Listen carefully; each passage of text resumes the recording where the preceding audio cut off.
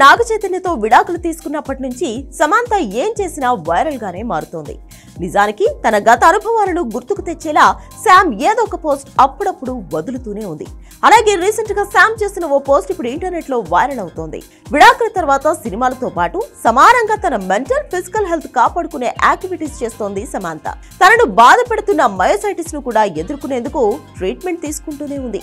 దాంతో పాటు సమయం దొరికిన ప్రతిసారి మానసిక వికాసం కోసం టూర్లు, ధ్యానాలు చేస్తూనే ఉంది.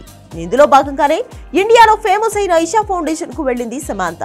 3 రోజుల పాటు ఫోన్ వాడకుండా ధ్యానంలోనే గడిపింది.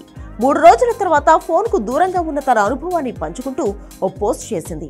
ఫోన్ లేకుండా ఇప్పుడు బతకడం అంటే దాదాపు ఒంటరిగా ఏకాంతంగా బతికినట్టే. ఆ అనుభవం చాలా భయంకరంగా ఉంటుంది. కానీ నా జీవితంలో ఇలాంటి రోజులు నేను ఎన్నో గడిపాను. ఏకాంతంగా గడిపిన ఆ క్షణాలు చాలా భయంకరం.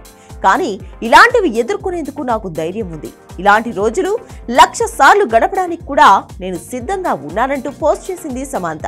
శామ్ చేసిన ఈ పోస్ట్ ఇప్పుడు వైరల్ అవుతోంది. చైతన్యతో విడాకుల తర్వాత నిజానికి చైతన్య మూవ్ ఆన్ అయ్యాడు. రీసెంట్ గానే తన గర్ల్ ఫ్రెండ్ శోభితను పెళ్లి కూడా చేసుకున్నాడు. కానీ శామ్ మాత్రం చాలా కాలం అదే పెయిన్లో ఉంది. అదే సమయంలో మయోసైటిస్ కూడా బాధించడంతో చాలా కాలం అసలు మీడియా ముందుకు కూడా రాలేదు. సినిమా ప్రమోషన్స్ లో కూడా పెద్దగా పాల్గొనలేదు.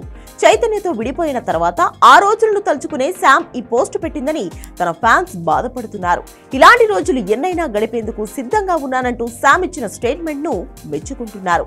జీవితంలో ఎన్ని జరిగినా ధైర్యం కోల్పోకుండా పోరాడాలంటూ తమ ఫేవరెట్ హీరోయిన్ కు ధైర్యం చెప్తున్నారు.